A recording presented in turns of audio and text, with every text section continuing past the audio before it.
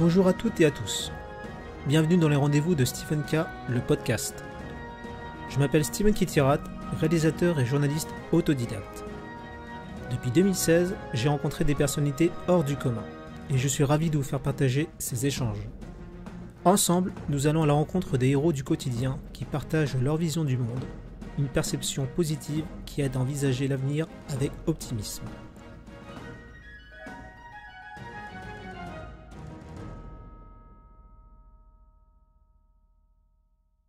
Bien, bonjour Isabelle. Bonjour Steven. Merci d'avoir accepté ma proposition d'interview. Écoute, merci d'être venu me chercher dans mon univers suisse, qui est aussi chamboulé en ce moment avec tout ce qui se passe au niveau du pass sanitaire. Mais on en parlera peut-être plus tard. Avec grand plaisir. Donc justement, est-ce que tu peux te présenter pour nos internautes ? Alors, il y a deux manières de se présenter. Je pense qu'il y a la carte de visite officielle et puis la carte de visite indicible ou invisible, transparente, que l'on peut lire, à l'encre magique quand on y met un petit peu de citron. Et la carte de visite officielle, donc pour faire très court, je suis journaliste, reporter et réalisatrice. Également déléguée porte-parole pour les médias dans des contextes humanitaires graves, comme ce fut le cas pendant une dizaine d'années à travers la Croix-Rouge internationale, où j'ai travaillé dans les pays en guerre, en Iran, en Irak, au Kosovo, en Éthiopie, en Tunisie. Et j'ai écrit plusieurs livres. J'ai également créé l'association Planète Positive Action. L'association Joy for the Planet, parce que j'ai créé tellement de projets que parfois je me mélange les pinceaux. J'ai également créé l'association Joy for the Planet et le projet Joy for the Planet, qui était une odyssée extraordinaire à travers l'Europe en 2018, où je partais à la rencontre de gens ordinaires extraordinaires pour promouvoir un journalisme par l'exemplarité et l'inspiration. Et pour ce qui est de la carte de visite non officielle, en fait, je suis un être humain en quête d'amour et de rassemblement, de souveraineté, d'unité, par l'expérience dans la rencontre avec la beauté dans les uns et dans les autres qu'il m'est permis de côtoyer. Donc je suis, on va dire, un peu à l'image du chasseur de papillons qui récolte des trésors.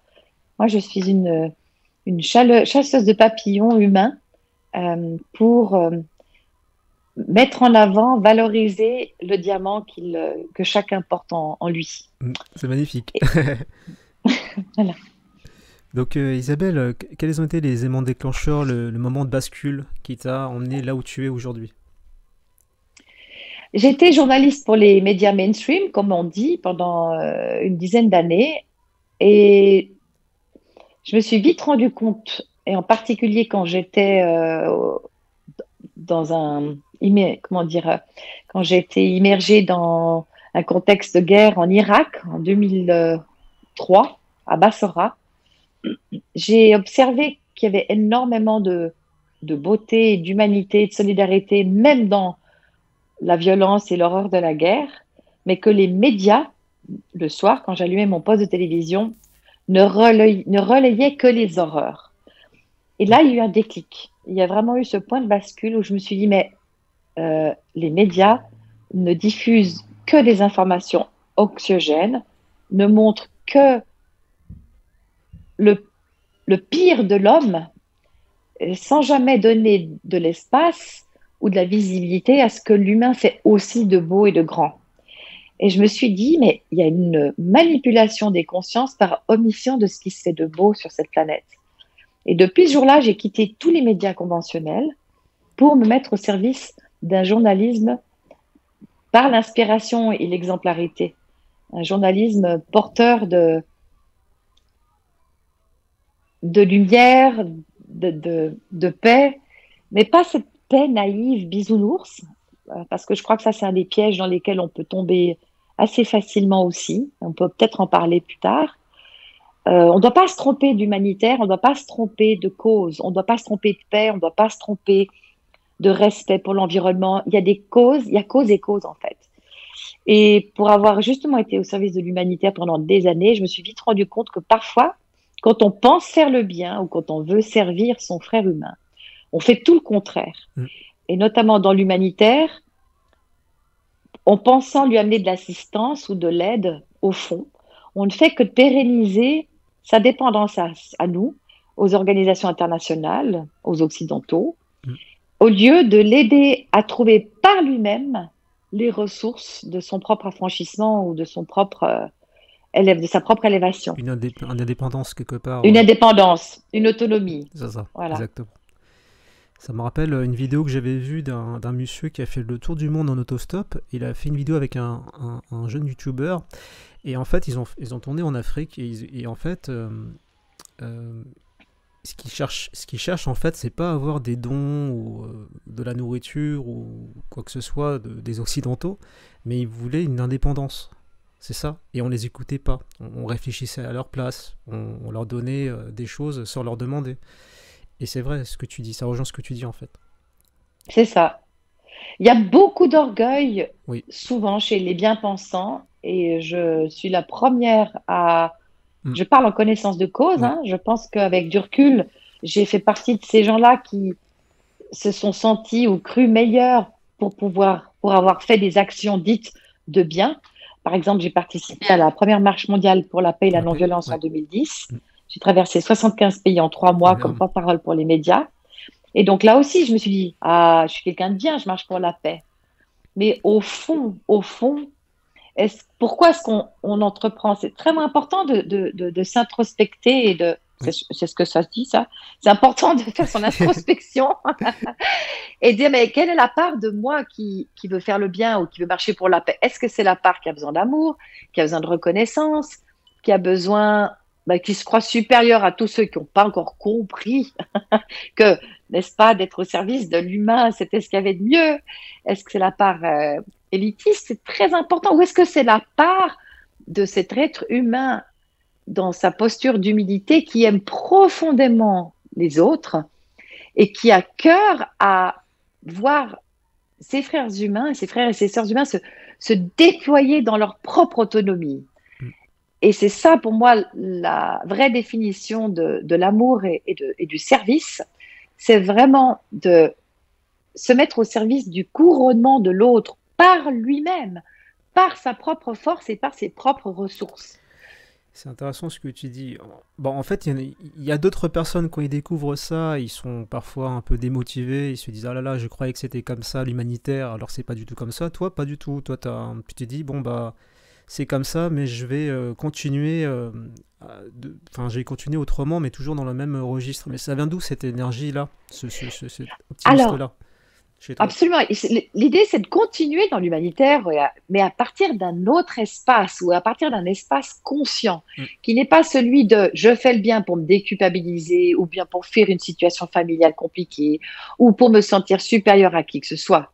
Par contre, je continue à œuvrer dans des actions altruistes parce que je me sens vibrer là-dedans, parce que Mm. ça me met en joie, parce que je me rencontre moi-même à travers la rencontre à autrui.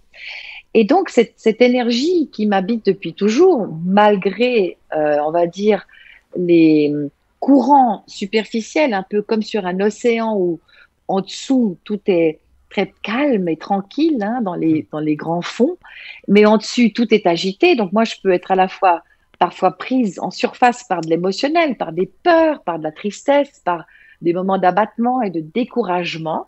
Mais au fond, je suis habitée, je suis toujours habitée et traversée par ce courant sous-marin, souterrain, et qui est de la joie pure, et c'est-à-dire la confiance que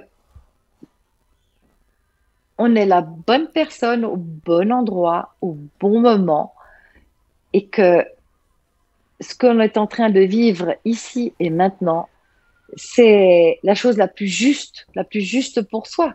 Donc, c'est d'être tout le temps finalement dans l'approbation de notre existence et d'être dans cette acceptation, quelles que soient les épreuves, les tourments, les questionnements, les doutes. C'est de se dire, OK, ça fait mal pour telle et telle raison aujourd'hui dans mon existence ou sur la planète Terre, mais en même temps, à travers cette approbation et cette acceptation de nos existences et de ces variations météo sur nos états d'âme, il y a quelque chose un socle léger, joyeux, qui est d'ordre de la confiance, de la tendresse humaine sur lequel on peut s'appuyer à l'infini. Oui. Donc là, une question, Isabelle, je pense que beaucoup de gens vont aussi se posent. Tu parlais tout à l'heure, il ne faut pas être trop dans le monde des bisounours, toujours dans la réalité. Comment tu fais, comment tu as fait pour financer tout ce que tu fais? Entre le documentaire, les événements que tu organises, des rencontres? Alors, je suis une grande force de travail. Justement, cette énergie avec laquelle je suis née me permet d'être un peu une femme orchestre. Je suis un petit peu comme, alors toute proportion gardée, hein, avec grande humilité, comme ces déesses hindoues, avec 25 bras. Tu sais, avec 25 bras, voilà, c'est un petit peu moi. Donc, toute cette aventure de la route de la joie et la réalisation de mon film, La route de la joie, mon bouquin, etc. C'est énorme. Tout ça, je l'ai fait bénévolement, sans compter tous les projets que j'ai faits en amont.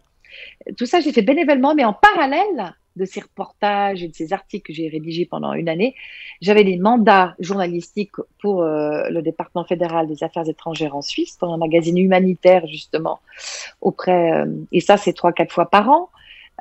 J'ai des mandats comme indépendante en communication pour des ONG ou je sais pas, un festival de bande dessinée à Genève, qui s'appelle Arvelac. Je me débrouille, j'arrive tout le temps à décrocher les mandats ici et là. Là, je viens de décrocher aussi un mandat pour le musée Ariana à Genève comme écrivain et illustratrice sur la vie de Gustave Revillot, le fondateur du musée Ariana à Genève. Donc, je me débrouille. C'est toujours du dernière minute. Parfois, il n'y a plus grand-chose sur le compte en banque. Mais je reste dans cette confiance que, allez, à la dernière minute, il y a bien quelque chose qui va rentrer. Et ça rentre tout le temps. Pas beaucoup, mais j'ai une vie assez modeste. J'ai pas de famille, j'ai pas d'enfants. J'ai un chien merveilleux, donc j'ai pas beaucoup de charges.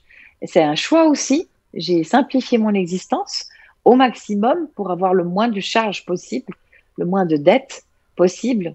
Parce que j'ai vraiment aussi envie de faire cette expérience de pratiquer la liberté le plus largement possible dans mon existence. Je dois quand même aussi honorer les donateurs, parce que pour Joy for the Planet 2018, j'ai fait un financement participatif grâce auquel j'ai récolté quand même 18 000 euros. Énorme.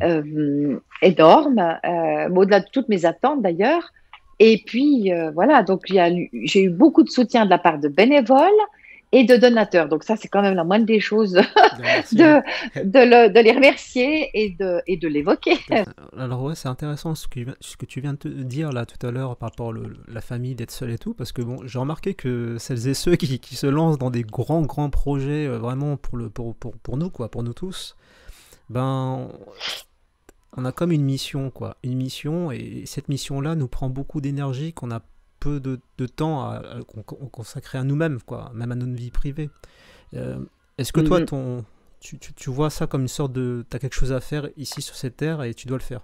Je dirais que je me sens pas investie d'une mission dans le sens messianique du terme, parce que je trouve ça terriblement orgueilleux.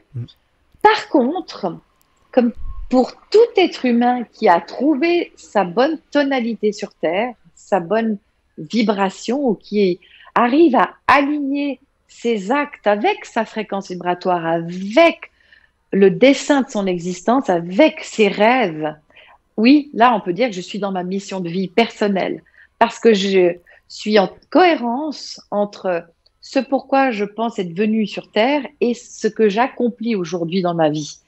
Il n'y a pas de décalage. Je me sens vraiment alignée et ajustée, c'est-à-dire que j'ai l'impression de chausser vraiment la bonne pointure de chaussure avec laquelle je suis venue ici-bas.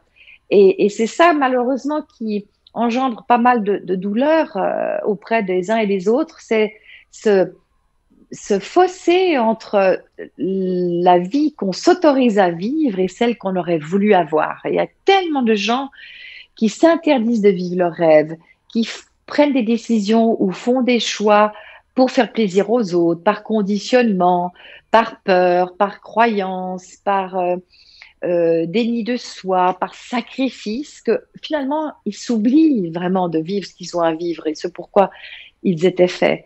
Et ça, je crois qu'aujourd'hui, avec tout ce que nous traversons en ces temps un peu compliqués, la belle leçon de cette crise autour du corona, c'est vraiment de nous appeler et de nous réinviter à incarner la vie pour laquelle on est venu et à être absolument authentique et vrai avec ses ressentis, ses émotions, ses choix et tout ce que l'on souhaite voir advenir dans notre réalité.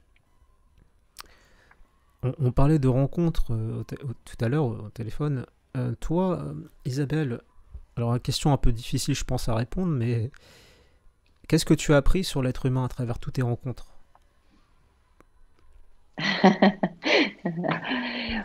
Que l'être humain est absolument sublimissime. Il est d'une grandeur, d'une beauté à pleurer.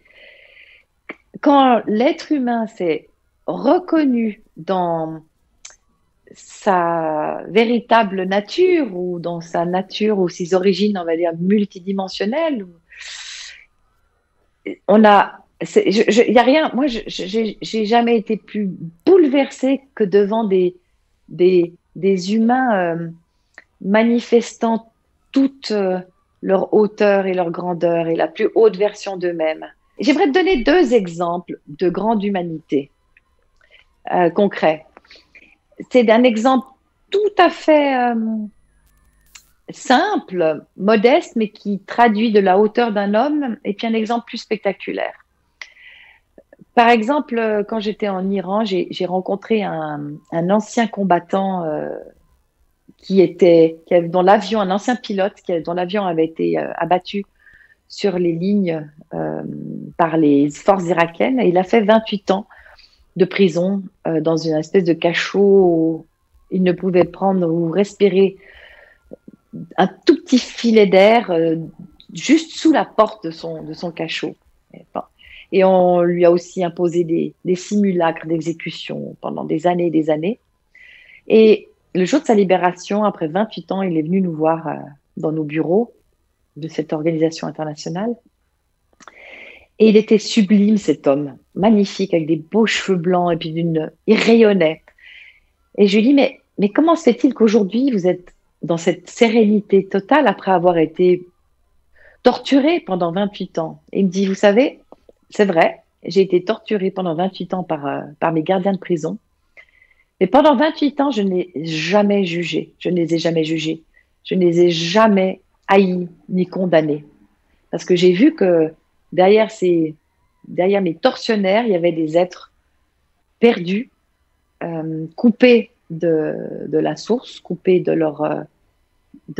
l'amour pour eux-mêmes.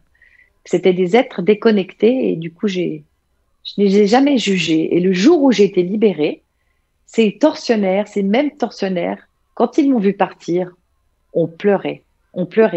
Et je me suis dit, peut-être qu'à travers mon détachement et ma force, quelque chose en eux s'est réveillé, s'est réactivé. Quelque chose s'est remis en route dans leur aptitude à aimer. Et aujourd'hui, oui, je suis devenue un ambassadeur de la paix. Aujourd'hui, je suis devenue un ambassadeur de la paix.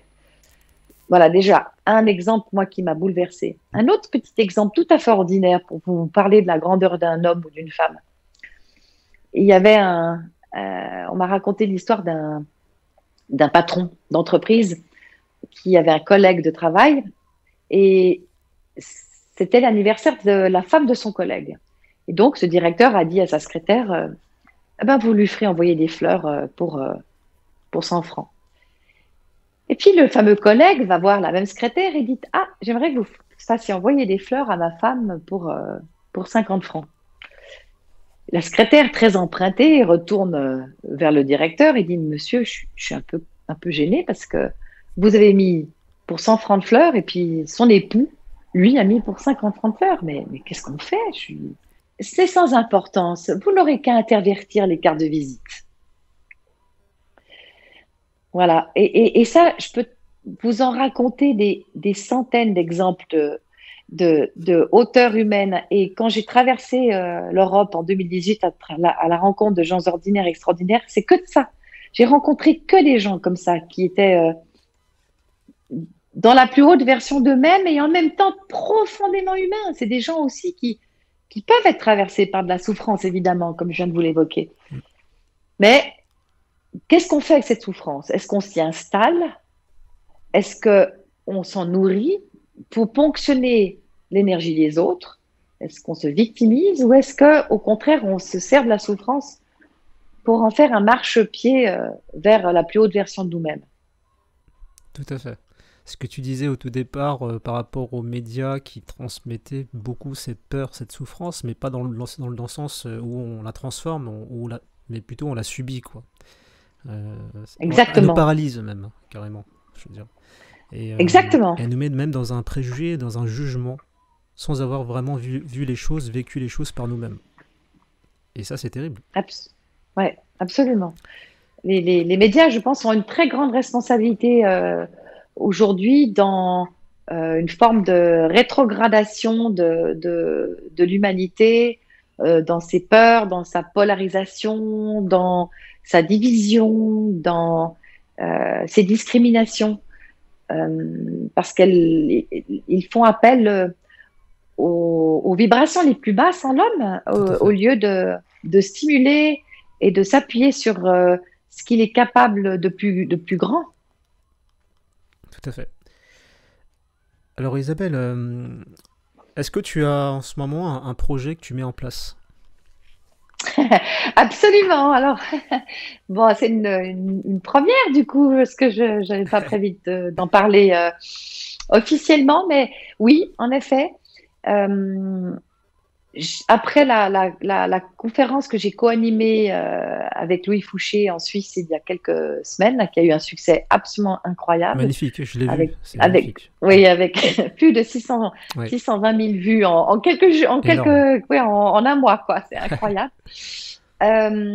Et du coup, ça a drainé un trafic fou sur la chaîne YouTube de Joy for the Planet et en particulier sur mon film que j'ai mis gratuitement à disposition qui s'appelle La Route de la Joie.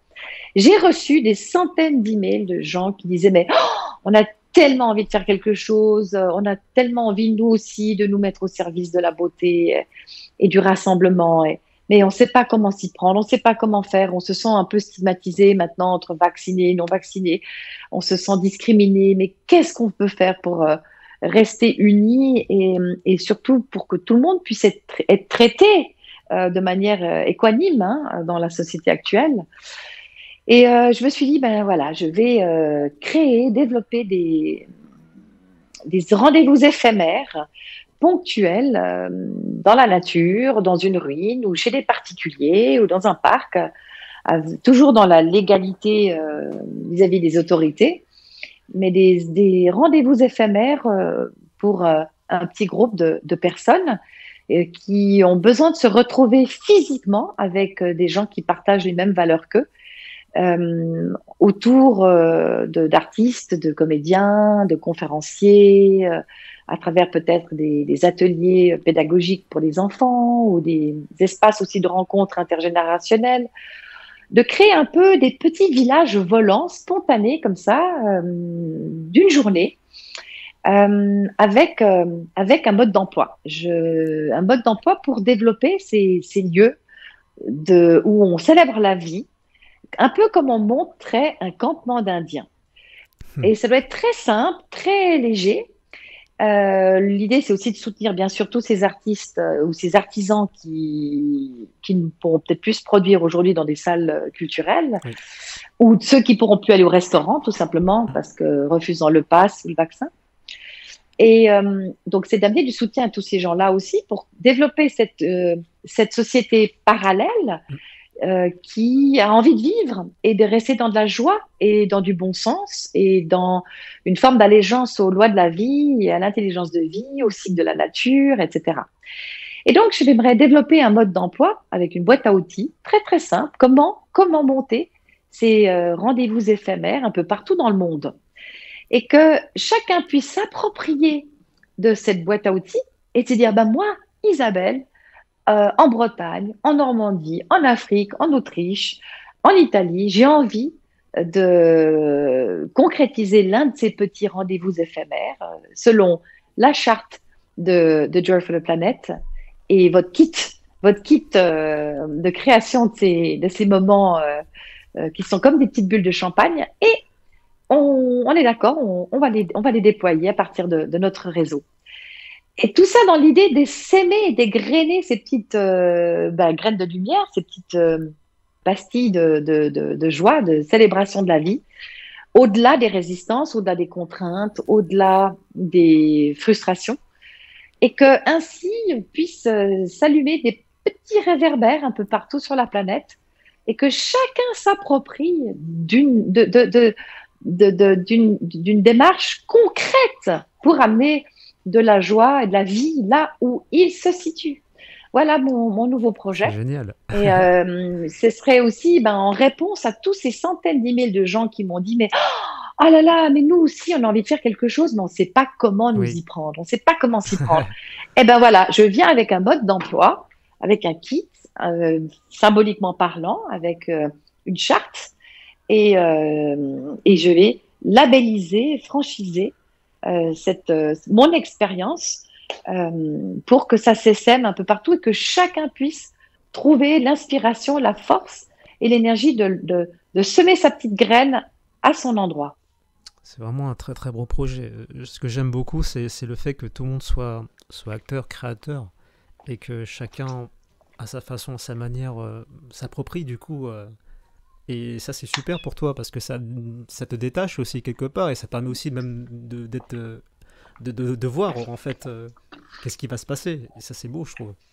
Voilà. Et du coup, ce n'est plus un projet où tout le monde, fait une fixette sur une personne ou une personnalité, mais où, au contraire, cette personne se met au service du collectif et que chacun devienne sa propre étoile, que chacun devienne son propre magicien. Et moi, tout ce qui m'habite aujourd'hui, c'est d'amener de la magie. Dans ma vie, j'amène beaucoup de magie. Je me fabrique de la magie. Je co-crée ma réalité en permanence. Ma vie est magique, malgré ces épreuves, ces moments de désespoir, de chagrin, de doute, de souffrance. Ça reste magique. Et j'aimerais pouvoir offrir cette baguette magique à tous ceux qui le souhaitent et qui ont envie, sans trop réfléchir, eux aussi, d'amener leur graine d'amour dans leur entourage et dans leur région. Raison pour laquelle je viendrai avec cette boîte à outils pour déployer un événement très simple, avec peu de moyens, éphémère, pour amener de la vie, célébrer l'humain et ses dons et ses ressources. Et on range le campement d'Indiens et chacun rentre chez lui. Alors Isabelle, pour finir, est-ce que je pense que tu l'as déjà fait tout à l'heure, mais est-ce que tu voudrais, alors j'imagine la liste est longue, hein. Est-ce que tu aimerais remercier celles et ceux qui ont cru en toi depuis toujours, qui ont fait de toi ce que tu es? Oh mon Dieu, ah oui, alors moi, la liste est infinie, la liste est infinie.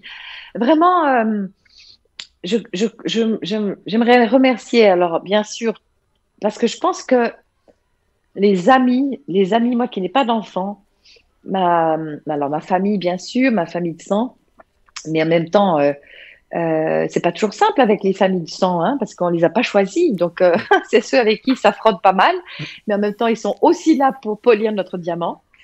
Mais évidemment, ma famille d'amis, mes amis me sont indispensables. Et cette famille, elle est très grande aujourd'hui parce que grâce à Joy for the Planet, c'est vrai que j'ai beaucoup d'amis j'ai un réseau de bienveillants, on va dire. J'ai un réseau de bienveillants. Je parle pas de bien-pensants, hein, c'est tout à fait différent. Oui. Mais j'ai un réseau de bienveillants merveilleux sur lequel je peux vraiment compter, m'appuyer et que j'aimerais aussi aujourd'hui mettre en contact les uns les autres à grande échelle. J'aimerais remercier... J'aurais envie de te dire l'intelligence de vie, parce que je sens clairement qu'il y a une une énergie à l'œuvre à travers toutes nos actions et à travers qui nous sommes et que cette énergie est profondément aimante et intelligente. Donc après, qu'on l'appelle Dieu, qu'on l'appelle Allah, qu'on l'appelle le grand architecte, la conscience universelle, c'est sans importance. Je pense qu'il y a quand même quelque chose Elle est là, elle est présente. qui est là, ouais. Moi, j'appelle ça, c'est le ça. Et c'est la joie, en fait. Oui, C'est aussi un peu le même mot. C'est une forme de joie qui nous guide avec bienveillance sur notre chemin pour faire du moineau un aigle royal. Et on est tous dans ce chemin. On est des aigles royaux qui nous prenons des vermisseaux. Et je crois que ce qui est important aujourd'hui, c'est d'arriver à reconnaître que dans la graine du gland, il y a le chêne. On est des chênes qui s'ignorent. tout à fait. Et c'est ça vraiment mon message. Et c'est ça que j'ai compris à travers toutes ces rencontres dans mon existence, c'est que chacun de nous est une graine miraculeuse et qui engendre un homme d'une beauté renversante et qui, je pense, peut-être aussi à devenir un créateur de monde et d'univers. Tout à fait. Bon, en tout cas, Isabelle, je te remercie infiniment pour tous tes messages, tout ce que tu transmets. Et Merci, Steven. à bientôt. À bientôt. Merci.